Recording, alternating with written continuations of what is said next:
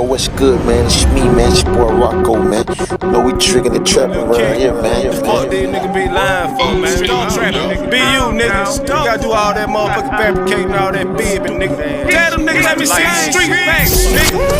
Street facts. They falsifying their resume. These niggas ain't what they portray. They falsifying their resume. They falsifying their resume. They lying there in which kind of way. These niggas ain't what they portray. They falsifying their resume. They falsifying their resume. Let me see the street facts. The street facts. Let me see the street facts. The street facts. Let me see the street facts. The street facts. Let me see the street facts. The street facts. Let's go.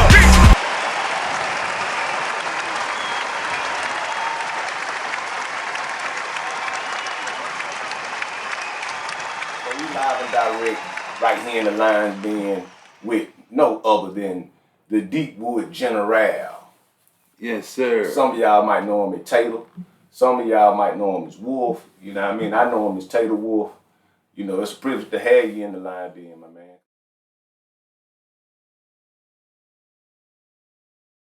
When most people think of the name Sin City, I'm sure Las Vegas instantly comes to mind. Bright lights, endless gambling, and wild nightlife. The city would earn that nickname in 1931 when Nevada would first legalize gambling and relax its divorce laws, essentially turning Las Vegas into a playground for risk takers and fortune seekers. But just a decade later, in the 1940s and the 1950s, nearly 2,000 miles away, Phenix City, Alabama would earn the same nickname, but for a more notorious reason. Unlike the glitz and the glamour of Vegas, Phenix City had become infamous for its deep-seated corruption and organized crime. A small southern town holds a dark distinction of being the only city in U.S. history where martial law was declared due to corruption and not for a natural disaster. And if that's not enough for you, it would be the only place where an attorney general-elect, a guy by the name of Albert Patterson, would be assassinated for trying to clean up the city's criminal underbelly. But the real shock would come when they would find the perpetrator. It wasn't a street thug, it wasn't a mobster, and it wasn't a gangster convicted for the crime. It was a deputy sheriff by the name of Albert Fuller, a city official, just showing how deep corruption had become entrenched in Phenix City. But the story of Sin City wouldn't end back then in 1955. It would be from this same exact town where a man would rise to lead an organization. And it wasn't just a sister crew or a subsidiary of one of, if not the largest drug trafficking organization in U.S. history, the Black Mafia. It would rival it. Nigga, we ain't nobody with both of you. Bro, we ain't nobody, bro. We ain't sold a nickel rock in the park, man. What the fuck is we? If anything, bro, we need to go over there and speak with J-ROC and them. He ain't from BMF, number one. Let's put this on the flow. We ain't from BMF, we a subsidiary to BMF. We is Sin City Mafia, if anything, Bogart music. His tour buster said Bogart, not BMF. Keep this real. Men they say are members of the so-called Black Mafia Family, or BMF. Anyone tied to BMF typically has an extensive criminal history, so we consider them to be very violent. Investigators say the organization BMF is heavily involved in drug trafficking and has been in Atlanta at least since 2004. At that time, federal agents seized this limo with secret compartments that had almost $1 million hidden inside. Within the last 2 weeks, U.S. Marshals and Atlanta police have arrested a total of 4 BMF members, including these 2 men, Ricardo Webb and Tovis Raines. We know that they don't have the level of contacts or the drug contacts or the access to drugs and money and other people the way that they had before. So we're definitely slowly destroying their organization. An organization that at one time claimed to rule Atlanta. Now agents say that's no longer the case. During the height of BMF's reign, we were introduced to figures like Blue Da Vinci, J-Bo, Sosa, O-Dog, and many others. The organization was portrayed to having a structured hierarchy, with Big Meech and Southwest T at the top, followed by everybody else. However, one person would lead his own crew and held a status nearly equal to theirs. See, you got to give credit where credit is due. I never said I was the money in that situation. Never. That was a D-boy. Money. Yeah. See, how I'm going to get these mixed feelings because I'm so real. Then they put me on the bread and show me how to get that like that. Show me how to do that like that. State to state, worldwide. J-ROC, I just was an evil. J-ROC a boss, though. J-ROC a boss. J-ROC a boss, man. That's my J-ROC a boss. I ain't say this ain't about J-ROC. And he wasn't from Detroit, Atlanta, or Los Angeles. He was from Phenix City, Alabama. How can we so soon forget the lessons that Phenix City taught us? Who's J-ROC? He's a heavyweight, man. He's a big heavy guy, man. He was in the streets, so he took it to another level. You know, he took it to the Big Meeches and all them cats. Like, he was on par with them. Right. You know, he out hustled them cats. You know what I mean? Regardless of what the motherfuckers say,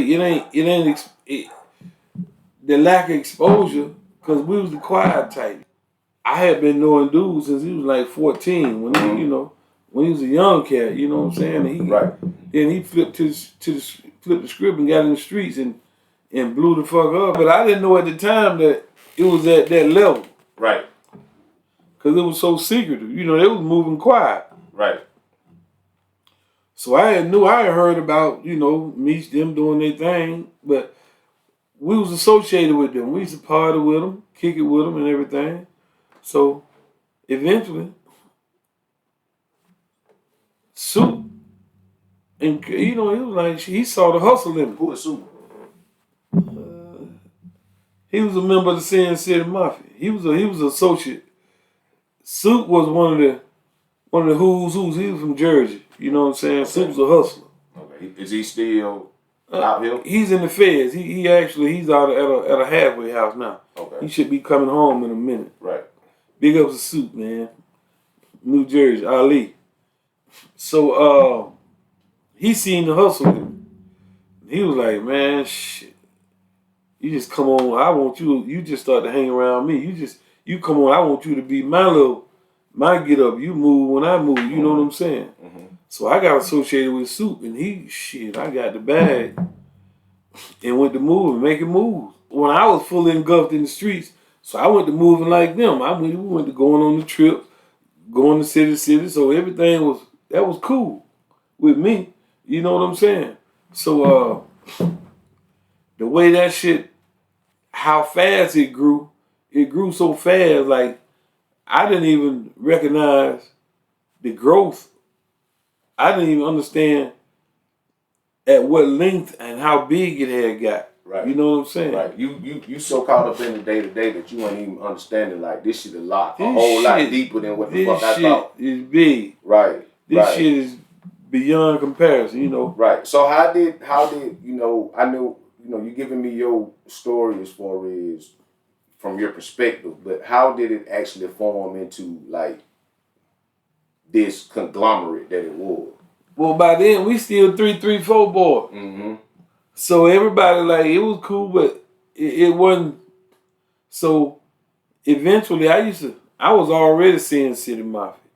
I got it from Sin City Mafia. Yeah. Okay. See, I had got it from when I was born into it. I had got it from my parents. Mm-hmm. See, because my mama was running the numbers, the old Sin City. Right. Back in the day, if you know anything about it, if you check your history, check the resume, the Sin City, the Phenix City story, that which was in Sin City. Yeah, back in the 1950s. Yeah. So I used to rock that name everywhere I went. So it's more so of a situation. The way I'm hearing it is, we were inherently already this way. Yeah, and you then know what I mean, just when we get out here in the streets and things of that nature, like you adapt that mentality. Exactly. Gotcha. That same mentality because we were really born with it. But when we got to a level where we was pushing it, we was like, shh, we got to be named something. This has to be something that was bona fide. So that Sin City kind of stuck with it. So, you know, we all shit. I was already rocking the Sin City Mafia. Right. You know what I'm saying? My tattoo said it. So then everybody went to getting, you know, being associated with, they went to getting the tattoos. And it became a thing. It was a thing. It was death before dishonor. Gotcha. Because our theme was death before dishonor. So when you say that it got so big, describe big for us. You see what I'm saying? Because I know. You see what I'm saying? Yeah. Just know, I know the magnitude of what was really going on. You see what I'm saying? But the public, the only thing they hear is BMF. They don't know nothing about Sin City Mafia. Shit, we was on par with them. So, we was moving. Right. Everywhere they party, we party. We throw parties, they come to our party. Right. We just rolled really as one clique, but it was separated. Right. Because we did our own thing, they did their own thing. Gotcha. You know what I'm saying? And that's crazy, man, because, again, like, I know. Yeah. You feel what I'm saying? Like, we was the unknown. We was the silent killer. Yeah, J-ROC is, like, legend status. Yeah. In our area. Like, I'm being honest with you. Yeah. Like, he's one of those. He's a legend. His name gonna live forever. Legendary. You know what I'm saying? And solid. I know the magnitude. I knew what was going on. I knew about SCM. You see what I'm saying? Yeah. The public didn't because SCM, they moved totally opposite of how BMF moved. Yeah. You know, they moved more so in silence. Yeah, they were just as heavy. Like, it was a whole different side. They was with the flashy shit. We was with the grinding shit. We was low key, getting our money and wasn't speaking on shit, you know? So, Meech was just always, he was the braggadocious. He was the loud type. Right. You know what I'm saying? He liked to see people, liked to see what he was doing. Don't get me wrong, nigga, get that bag. He was a hustler. Right. But his conversation was, he was talking too much. Far as it, he was being too loud. And then when he went and got the goddamn, the sign, the world is ours, the world is BMF in Atlanta, that just changed the game. I remember that billboard. You know what I'm saying? That was diabolical. But that was diabolical right there. When I seen it, I was like, ooh, boy, you talking about just putting a target on your back voluntarily. But little did they know, we was a crew that was low key. Right. We was within that. We was doing the same move they was making, everything. So, but we was just low laid back about it. Right. So ain't nobody never knew who we was. But y'all was, man, we moved on par. Right. Like, I mean, so we understand, like, when, you know, this how the public look at it. When you speak on BMF, like, that's the biggest drug empire that this generation has seen. So you mean to tell me that Sin City Mafia, SCM, was just as equivalent? Yeah, they called us the other side. Gotcha. We was the other side. So y'all the other side of that. They didn't speak on it, but they was just like, you know, the other side, woo. Because they really didn't want people to know that it was somebody else moving just as good and big as they were. But we ain't trip on it. We ain't, you know, but it was a lot of shit behind the scene that people in the city knew. In Atlanta. In the different parts of the country, Cali and all that. They knew who we were, but the public didn't know. Right. Because it was just so quiet and shit, you know. And it's funny you say that because I seen a clip with Blue Da Vinci in the clip. Yep. And he's speaking on, he spoke on we and Sin City Mafia. And like J-ROC. And Rock. Yeah. And specified it as you was on the other side. Yeah, exactly. So that rings true that it was another side to that. You see what I'm saying? Yeah, like, that put a stamp on it. Yep. It was like, he was talking about us, but people didn't know about us. Right. So therefore, it was not. It was like water under the bridge. They didn't pay attention to it. Nobody, even the fucking feds, then. Right. So you know, we was like, man. That's why I was like, damn, we living the same life they live or better. You know what I'm saying? We was moving more work than them niggas. I'm just telling you. You said the Fed didn't know about it, but they did. They really did. But okay, so how did Rock get jammed? Well, that just come from humbug shit. Yeah, bullshit. You know, in the game, you go to hang around cats and they gonna get familiar with you too. Yeah, they birds of a feather flock together. Yeah, they gonna start to see him like, damn, well, who is these fellas? You know? Mm-hmm. Cause shit, I got some stories, bro. I got stories for you, like. So since we on this subject right here, I know you got to know what's going on between 50 and Big Meech and whatnot. You know, Big Meech takes a picture with Rick Ross, all hell break loose. We know 50 the king of petty. And like when we were talking earlier, he's a scholar of the 48 laws of power, which are not a 50 laws of power. He's a businessman. He stand on business. Yeah, so I know you done heard about this. What's your thoughts on that whole situation? Well, you know, I feel like Meech dropped the ball. Mm-hmm. He dropped the ball. Like, this nigga, he didn't put you in a position to generate generational wealth. Right. You know what I'm saying? Mm-hmm. But then at the same time, you come out and you go associate yourself with a known op. Yeah. That's tough, bro. I mean, like, how can you, this nigga didn't he's generating money for you. He didn't put your family in a position to eat. Mm-hmm. Your sons, everybody. So it's clean. He didn't clean y'all whole money up. You know, he didn't clean the money up. So it ain't no more, you don't have to come out here and sell no more bricks and shit. Right. So for you to say, fuck him, just like Southwest T, you take a picture with Supreme, son, ain't no honor in that shit. Yeah. You know what I'm saying? Yeah. So you gotta look at that. So you gotta remember now, we stood on honor. Our thing was death before dishonor. Mm-hmm. So Meech then was more on, they was more on like the hype shit. They want to be more seen and be out and be a public figure more so than what we were. Cause we was laid back. We didn't speak on shit. So Big Meech's brother took a picture with Supreme, son? Yeah. But see, that's where it started all. Right. So 50, like, he looked over that. He passed that up. He spoke on it, but he passed it up. So Meech get out a few weeks later, and he go and do some shit like take a picture with Rick Ross, a sworn enemy of 50. He with the death before dishonor. He with the honor shit. Mm-hmm. See, Meech ain't showed no honor towards 50 when that went down. So 50 was like, shit, I go to dive straight. So I go make the same move. I'm gonna just destroy this shit and leave and take it as a loss and keep it moving. You know, that's just a lot of shit with that shit.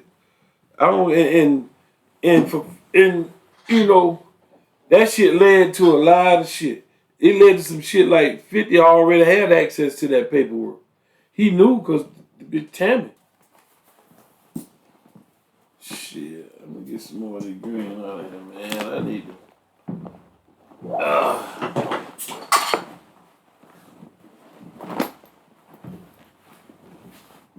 So I got that paperwork saying about the Tammy cows and 50, 32 pages. You know what I'm saying? The way it looked to me, the way I read the paperwork, it's like, shit, you and that bitch Tammy, y'all sit down and worked out an agreement that you want to get your move out. But then Cuffy. Now who is, okay, you name dropping. So alright, so explain the situation for those that don't know what's going on, like as far as with Big Meech, because they saying, you know, 50 is 50, and people be thinking 50 be trolling sometimes. Yeah. And it's been a conversation out here now that's saying that Big Meech is fucked up like that. So explain to them, you know, the situation, because I don't know who Tammy is. I haven't been following this. I just got called with this the other night. You see what I'm saying? So I don't really know who Tammy is. I don't know who Cuffy is. Like, so for the viewing audience. This how it all started. See, Blue was fucking the bitch. Mm-hmm. Tammy. Right. Blue turned Meech on to Tammy. With Tammy, they concocted a plan and say, hey, because Cuffy was investing in a movie for BMF. So by that, Meech was stuck in saying he was in not a position to do a movie because he can't make money off his identity when you're locked up in a federal prison. You can't make money off of your likeness. Hell no. While in prison. Hell no. So he had to figure out how to get that done, how to stop this movie. So he had to sell his rights he had to sign over his rights to somebody, and Tammy would be that somebody. Okay. So, but then at the same time. So he signed over his likeness, his image, his likeness, and the story to Tammy. Yeah. Okay. So they had to get that shit. They had to sit down and work out a plan to get Cuff out the way. Because without Cuff out the way, the movie still was going to go on. Right. So how do you, but I guess my pushback there is, how do you know that though? I got the paperwork. I read the paperwork. Mm-hmm. It's in the paperwork, bro. It's like they had to figure out how you think Meech just gonna, you think a motherfucker, just think about it. You think I'm just gonna give you my likeness without nothing being did? Ain't no favors or, I mean, I got a son, daughter, right, a woman, right. Could easily turn it over to them. Mm-hmm. You know what I'm saying? But with that, I think Meech was just tired of sitting in that motherfucker. Right. He was ready to come out. Yeah. So by that, hell yeah. Not saying that what it is, but it is what it is. The paperwork, you know, if you can read between the lines, the paperwork says in the third part of cooperation, they said his name is left out. And Tammy's too is just CS1, confidential informant 1. But see, she didn't know no dope boy. So is Tammy name in the paperwork itself? She confidential informant. She's the one. She's just. So is anybody name in the paperwork? No, it's CS1. Okay. Which was Tammy. Okay. Because they had already had a conversation about them putting the deal together. She still needed Meech to put the deal together because Meech had met Suarez, who had to work. Who the fuck is Suarez? He's the plug. He was one of the plugs in Canada that had to work. That's how the 200 bricks. They made the move on the 200 bricks. Okay, I'm tracking now. So Suarez was the plug. Yeah. Meech and them put the play together. So he had to use, And Cuffy went and got it. Yeah, Cuffy was the man who was gonna move him, but he had to have somebody to be the facilitator. Tammy was a facilitator. And she was fucking the federal agent. That's how the whole shit went to shit. That's how the shit man, that's some messy shit right there. That's what me said. And the people like, man, I don't want to be involved in this shit, him. But really, he was already deep into it. He's saying like he wasn't, but in order for the shit to go forward, he had to know what was going on. And you say that because Cuffy couldn't have made that play himself. There you go. Meech made the play with Juarez to facilitate the 200 bricks. Tammy is the one that was like, hey, she gonna be the middleman. She gonna set it up with Cuffy to get the bricks. Mm-hmm. See, 50 couldn't do that. Cause by the end, shit. Meech couldn't do that. I mean, Meech couldn't do that. So it was like, but it's still hidden. I mean, it's still not known. But see, what people don't know, Meech and Tammy they had made an agreement with the Fed, like, hey, we don't want this shit to be in nobody's courtroom. Mm-hmm. Cause then it exposed Meech for what it is. Cause that would expose Meech. Yeah, you go. That would put his part in it. I know I've been noticing Blue catching a lot of negative, attention or negative. Cause they had to blame it on somebody. And so Blue was the fall guy. Yeah, he was the fall guy. Blue was the fall guy. But Blue had enough sense and knowledge to say, hey, I got this nigga named Cuffy saying Meech ain't right. Yeah, I think Blue made a video with what you talking about. Cuffy, he called, they had a conversation from the Fed. And Cuffy told the whole situation. But if you just really look at it, it was an agreement, a plan made for Meech to get his rights so he can have access to the movie. That's how Tammy ended up being executive producer of BMF. A known snitch now. Now Meech by this time, in knowing she a snitch, he's still fucking with her. That in itself is a violation right there. This woman Tammy that you talking about, what's her last name? Cowards. Tammy Cowards. I gotta go back and look at the credits. So I got the paperwork. So she's an executive producer. Yes. And you saying that she's working with the feds. And Meech knew she was working with the feds. Wow. The case got thrown out because she went to fucking one of the federal agents. So that's a conflict of interest. So the whole shit got wiped out. That's how the whole shit got squashed. The whole deal got squashed. Because she was fucking, so there ain't none of that good in court. All that shit in court, nothing. Because she was fucking the federal agent. And it came out in court that she was doing Yeah. that. That's the kind of shit, what's the black, what's the Colombian chick name? Griselda Blanco. That's the type of shit she got caught up in. One of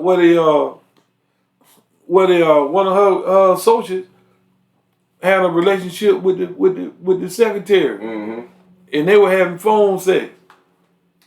I remember that watching that series. She was a part of the case, so therefore that kicked that squashed that whole shit down. So 50, what he's saying is basically he got married.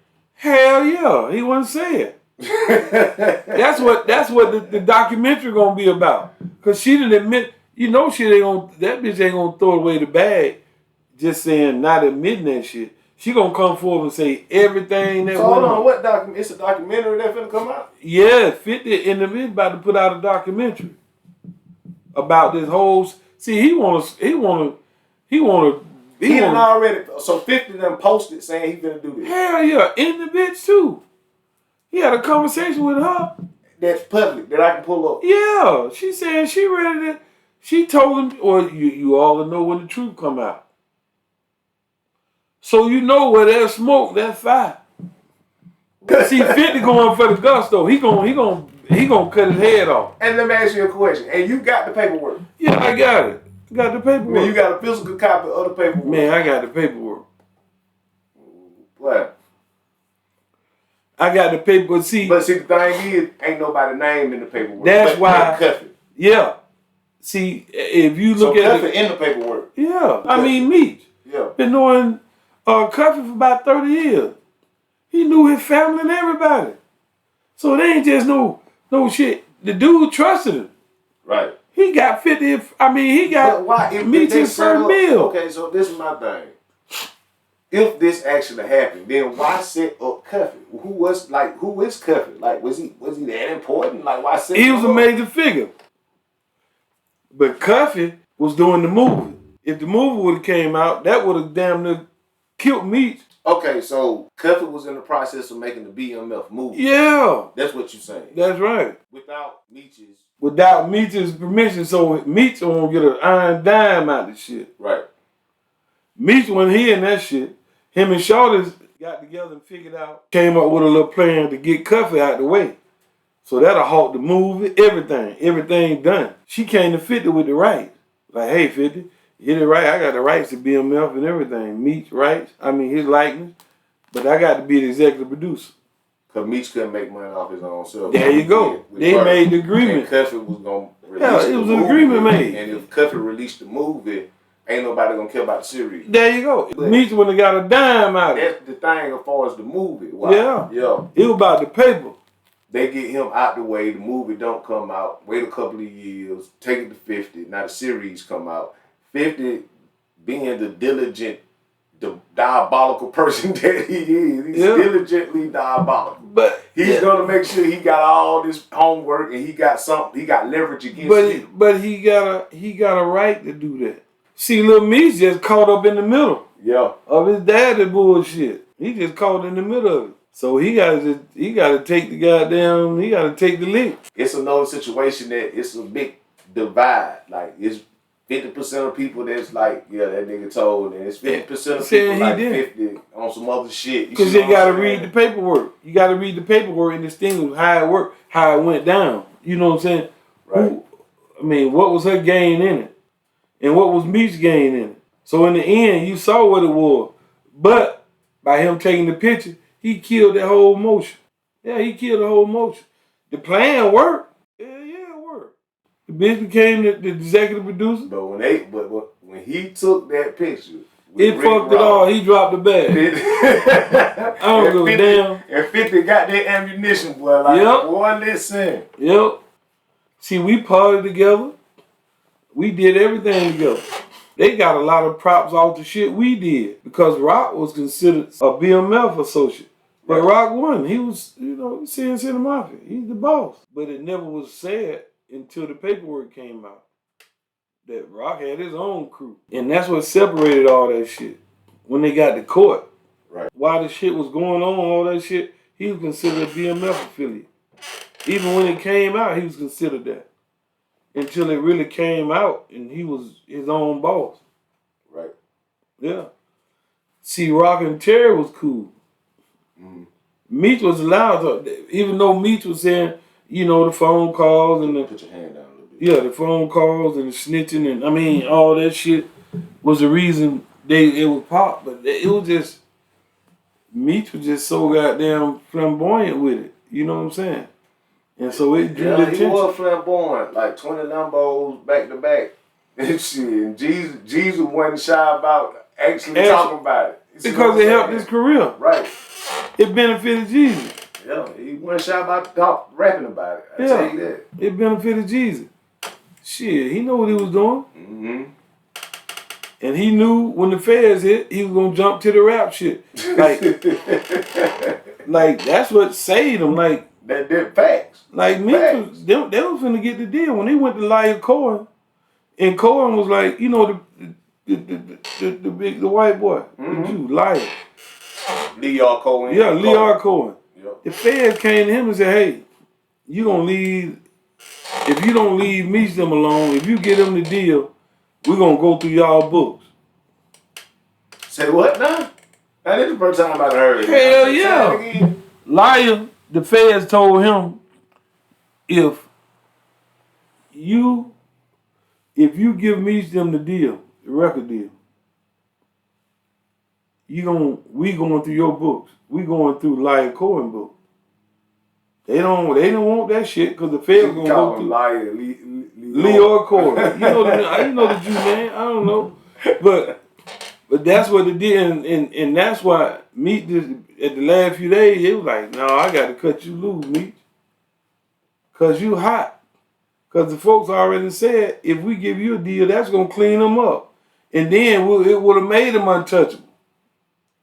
Damn. Looking at it from that aspect, I can see that. Cause think about what Jesus did when he hit. Yeah. Like Jesus did numbers, bro. Like and he got the fuck around. Meech would have been untouchable if they would have let Jesus through. Under BMF. Yeah.